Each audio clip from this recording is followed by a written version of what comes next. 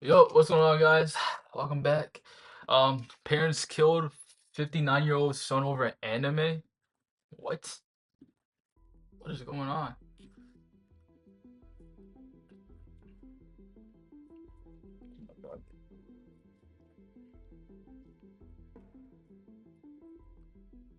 In June 2021, a terrible crime occurred in a quiet neighborhood within Fukuoka, Japan. Junji Matsumoto, a 59-year-old man, was arrested for the brutal murder Oh, of he his killed his elderly parents. parents. The His parents father, killed him. Hirokazu, was 88 and his mother, Maki, 87. And the most notable detail about this case is the reasoning that Junji provided when asked why he did it. It was because he was interrupted in the middle of watching anime, or Ain't no way, bro. Yo, I wonder what anime he was watching.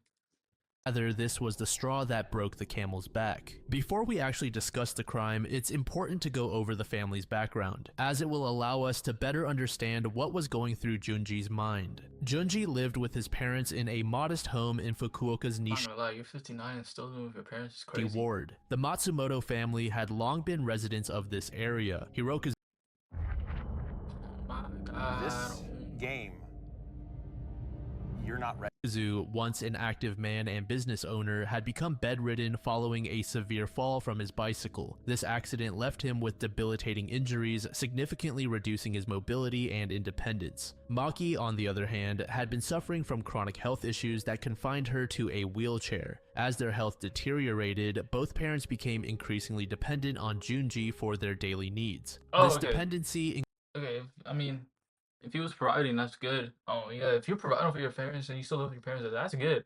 But if they're still providing with you, then that's like included crazy. assistance with basic activities such as eating, bathing, and using the bathroom. The burden of caregiving fell entirely on Junji, who was unemployed and had no professional caregiving experience. Oh, he was The financial unemployed. status of the family was also dwindling. Hirokazu and Maki relied heavily on their pensions to cover the household expenses. Damn. Junji, without a job and any form of income, depended entirely on his parents' pensions for food and other resources. The lack of financial stability added to the stress within the household, contributing to the overall tension. Furthermore, Junji had struggled socially in his life ever since he was a child. It's even said that he had to cut his education short due to the overwhelming anxiety he got when he went out. Despite being 59 years old, Junji appeared to lack a sense of direction or purpose. Before Junji's parents' health declined, the family ran a Yeah, small that's business. like no way of living, bro. Like legit.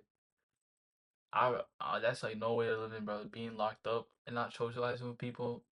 That's just and not having a yeah. Like at that point, you don't really have a purpose. Like that's no way of living. Business. It was like a convenience store that sold various items, including snacks, alcohol, and more. It was also part of their home. However, as the decades passed, the area grew more and more in population, leading to larger businesses being built in the vicinity. This is what ultimately forced the family to shut down the business. On the night of June 20th, 2021, Junji's father repeatedly called for help to use the bathroom while he was watching anime on the TV. These bathroom requests were the absolute least favorite of the tasks that Junji needed to assist with. Each call for assistance interrupted Junji's mental escape from his responsibilities. In his confession, Junji described this moment as the breaking point where years of pent-up frustration culminated in a violent outburst. In a fit of uncontrollable rage, Junji grabbed an electrical cord and strangled his father. His father's What, pleas for help and subsequent bro? What? Nah. Legit, bro. You literally depending on their thing, bro. It's your fault you don't have a job. Like you dead. It's your fault you're a bum. I'm gonna be straight up. It's your fault you're a bum. But I still want to know what anime you were watching that made you that heated that someone interrupted you in.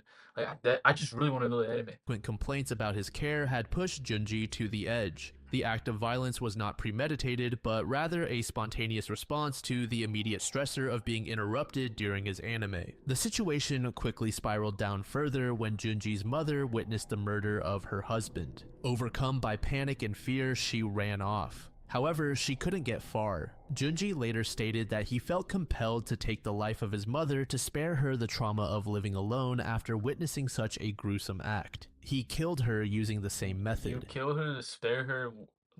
Like what?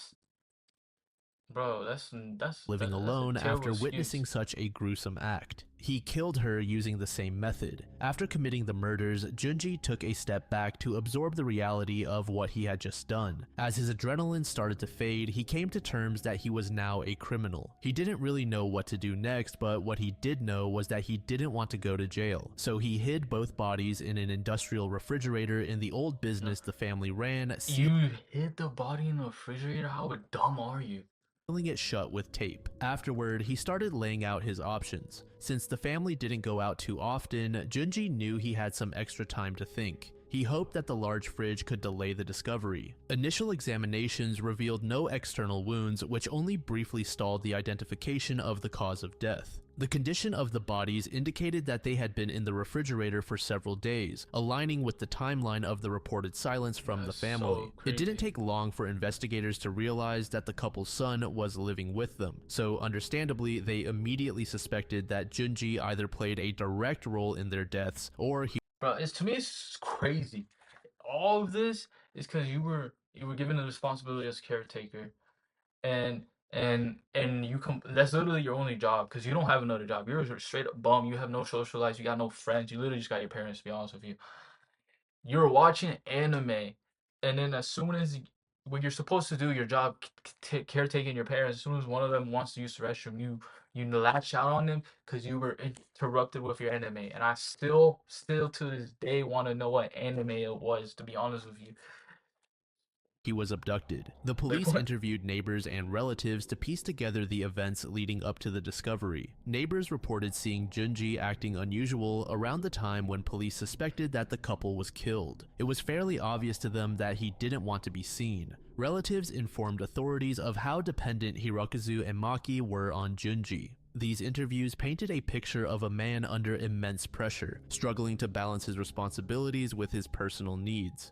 As the investigation progressed, police pieced together a timeline of evidence and events placing Junji as the primary suspect. After the murders, Junji attempted to cover his tracks and evade capture. He fled his home on the night of June 23, 2021, taking only a few essential items with him. His initial escape was by bicycle, which was smart as it didn't draw immediate attention. However, this was just the first step in his broader plan to avoid That's capture. really right, bro. Junji's journey across Japan was erratic and calculated in order to confuse authorities. He used a combination of bicycles and public transportation, including trains, to move from one location to another. This method of travel was chosen to blend in with regular commuters and avoid creating a consistent travel pattern that could be easily traced. He traveled across multiple prefectures including Yamaguchi, Shizuoka, Akita, and Yamagata. The police employed various surveillance methods to track Junji's movements. Hotel records played a crucial role in mapping out his journey. Each hotel stay left a paper trail and investigators carefully followed it, checking registration logs and security footage. Junji's frequent use of hotels helped police easily track the man. Additionally, the police utilized Japan's extensive network of other surveillance cameras. Train stations, streets, and public areas are equipped with CCTV cameras, which captured Junji's movements and provided information on his whereabouts. The breakthrough came on July 4th, I 2020. mean, I'm not gonna lie, it is pretty smart to like change your patterns of transportation so you know they don't catch you easily. But yo, going to the hotels is your first mistake, bro. You should have just been sleeping in the streets. You probably wouldn't have got caught.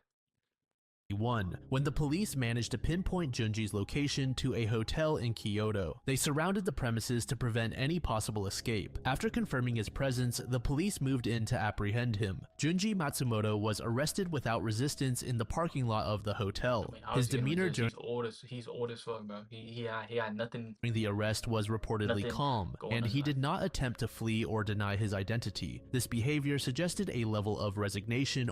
I'm gonna be honest. Look, look, RIP to the parents. It was not their fault, but at the same time, it was. Cause I'll be honest, you need to like from a young age, you legit need to discipline your kid. Cause if you give them everything they want, they become spoiled and they become brats, and they become completely dependent on you and your money and your income, whatever. And they don't have that drive in them to be independent and like go out. Cause like look at him, he had no purpose. He legit lived with his family, his parents forever. Legit, he had no purpose, and he was literally annoyed because he had to do a chore basically. which is to help his parents go to his dad go to the bathroom, which is what his job as a caretaker is. But he was so mad that it interrupted or his acceptance of his own fate. pleasure Following watching his anime. arrest, Junji was taken into custody for questioning. During the Like interrogation, he legit, you provided gotta a detailed discipline confession kids revealing the motive so and the they have sequence of purpose events that led or to a the sense of murders. He purpose. You know, explained that the incessant demands of his parents for care had become unbearable, particularly as they interrupted his anime, which he described as his only solace. legit. They erupted your anime for like at most 10 minutes. Like legit, you just going to help them go to the bathroom. Like I don't. His actions following the murders, including hiding the bodies in the refrigerator and sealing it with tape, were described as desperate attempts to delay their discovery and buy himself time to flee. The investigation into Junji's psychological state revealed a complex array of factors that contributed to this outcome. Junji was an unemployed man getting up there in age who had assumed the role of primary caregiver for his parents. This role was thrust upon him without adequate preparation, leading to significant stress and burnout. Junji could hardly take care of himself, so expecting him to be able to take care of his parents was a long shot. Further contributing to his poor mental health was his obsession with anime. While Junji stated that anime was his one way to escape, it also enabled him to ignore his problems. Additionally, in Asian cultures, it's frequently expected that the children will one day take care of their aging parents. As a result, it is sometimes frowned upon for leaving one's parents in a care facility. But it's not like this was even an option for the Matsumoto family, since they couldn't financially justify this move anyway. This is in no way an excuse for his actions, but instead simply an explanation. Following his confession, Junji Matsumoto faced charges of murder and abandoning human remains. The legal proceedings were closely monitored by the media and the public. Junji's defense Damn. focused on his mental state and the immense pressure he faced as a caregiver, while the prosecution emphasized the premeditated nature of the murders. The aftermath of Junji's case had far-reaching implications. Yo, you think this happens to every anime guru out there? Like every person who just be watching anime nonstop? You think if someone interrupted their anime, like if I call my friend, because I have friends that are obsessed with anime. If I call them in the middle of their anime session to get hop on the game, you think they'll kill me?